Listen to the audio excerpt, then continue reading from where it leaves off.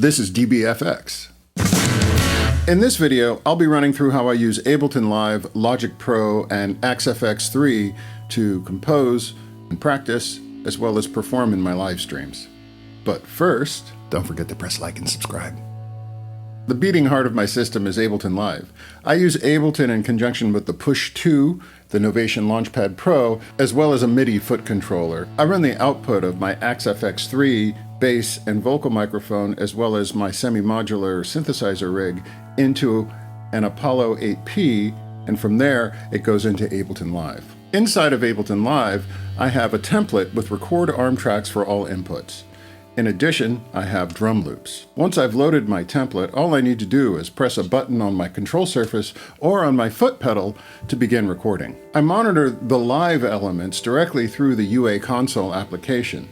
Only the loops are being processed by Ableton. I run a headphone output from my UA Apollo directly into an iPad with streaming software, and from there, I stream to the internet. I also have additional floor monitors in the room so that I can have a separate mix from what goes out to the internet versus what I hear in the room. This is extremely convenient for having a click in the room that cannot be heard on the live stream. That's it for the overview. Now let's dig into the Ableton Live template and see how it really works. The template is organized into sections.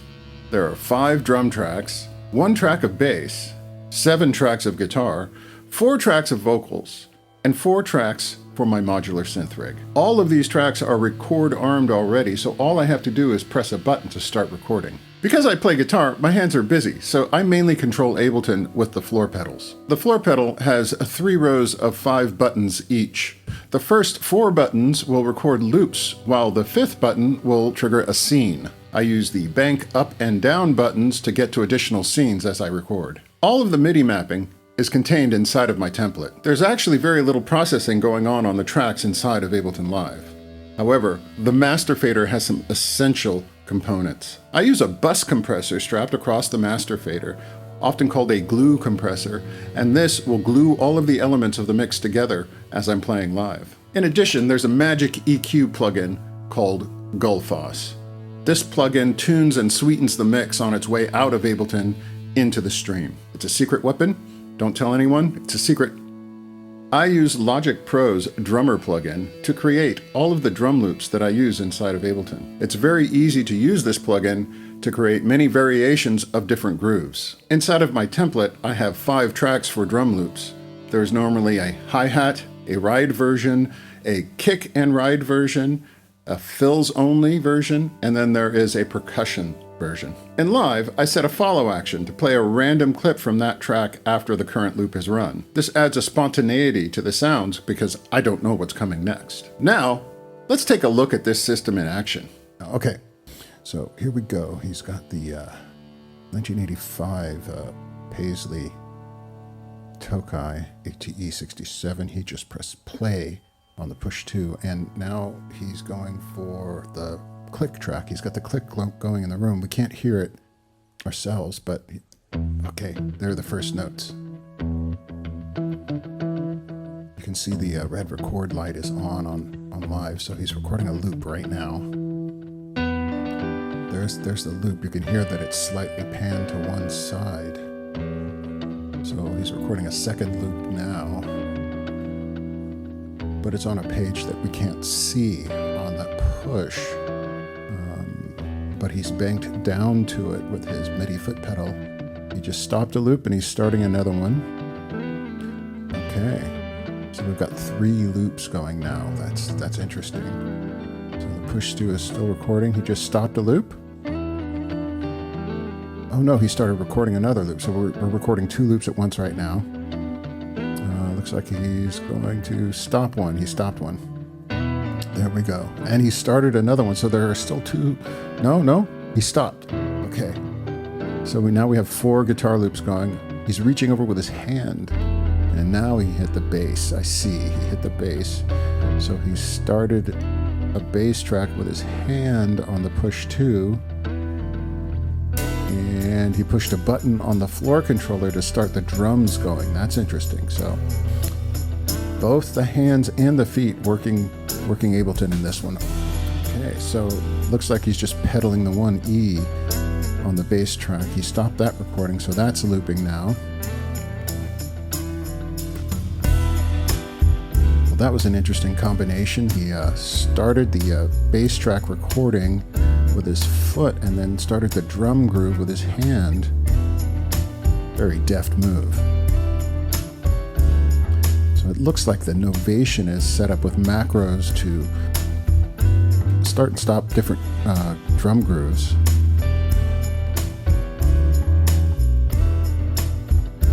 So laying down the bass now. I've got 4 loops going on the guitar. Okay, so he just looped the bass, and it's a second bass track, another bass track. It looks like he's going for a different chord voicing for this bass track. It's a major chord. Oh, that was a quick little interlude there. Now we're back on the Paisley.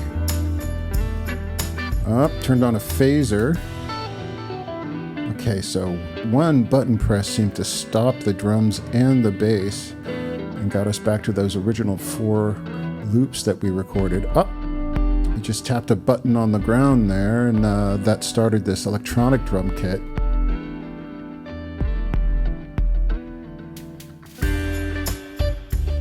Okay, so now we're on...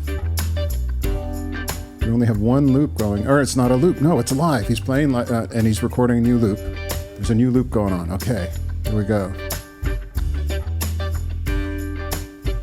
And stop that loop and start another loop recording. Very interesting.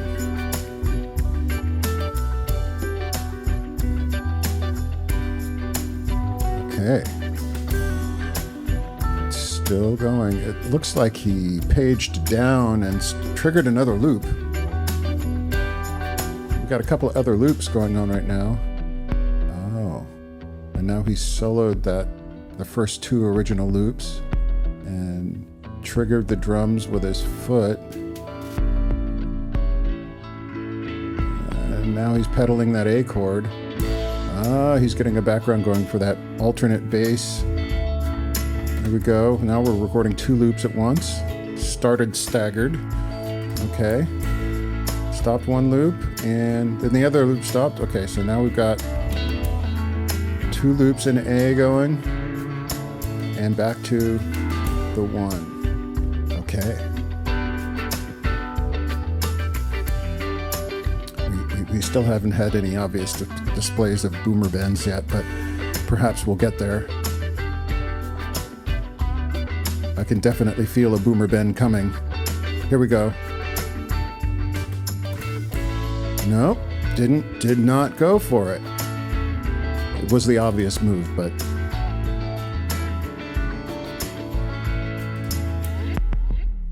Okay, he soloed the drums again. Hit that 1 lone bass pedal down there. Okay, back to the top of the track. Okay. Still no really obvious boomer bends. Let's see if we can get there.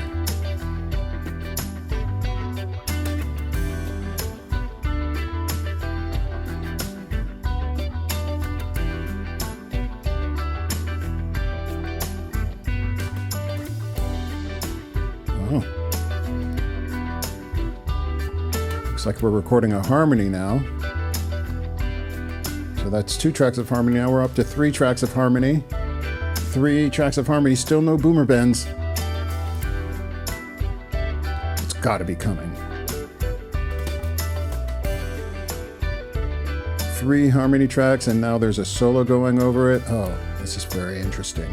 Is the boomer bend coming?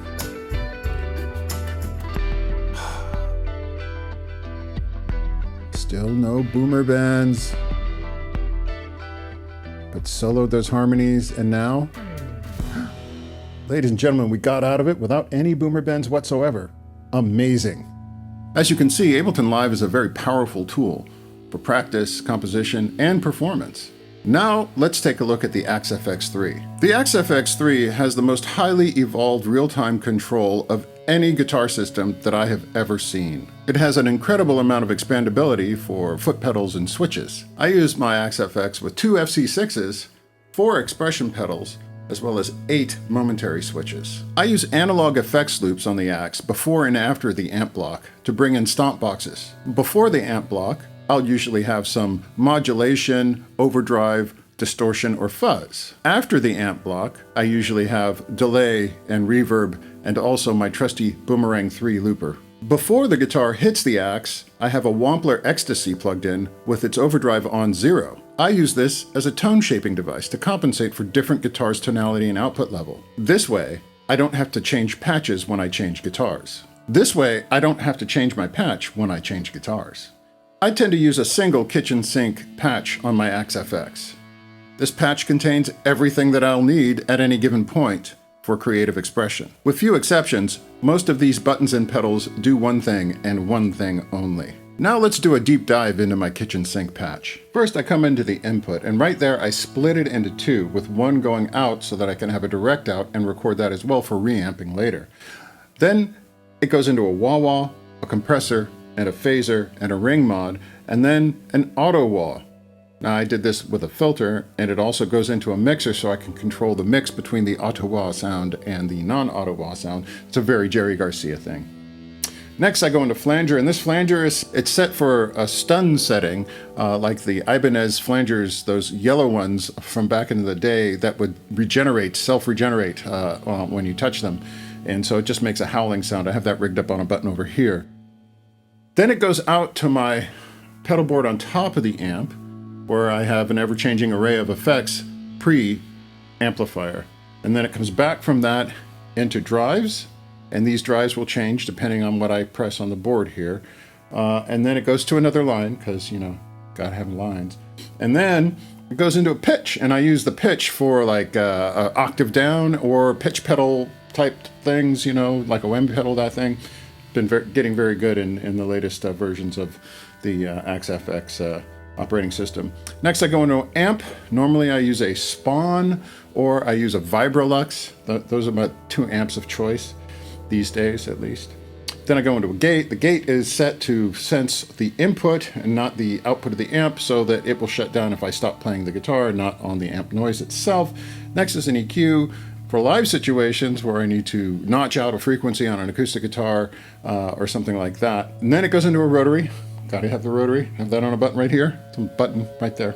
And then it goes into the volume. Now the volume is before all of the reverberation and delay effects, so I can do swells into those. Next, we go into 3 delay units, and then I go into a reverb, and then I have yet another delay, and that's an interesting delay. This delay is set to do infinite repeats, and I have a button down here that will send something to it, and then when I press, and then when I release, it stops sending it to it, so it will just sit there and infinitely repeat, and then I have the repeats on a pedal. It's cool. Then I go out to post-processing, where I have various other loopers and reverbs and delays on the floor. Then it comes back in, and it goes into a looper. Then it goes out to the mixing console. Now let's talk about my streaming setup. I use an application called Switcher Studio to stream to the internet. Switcher Studio allows you to combine several camera angles into one stream.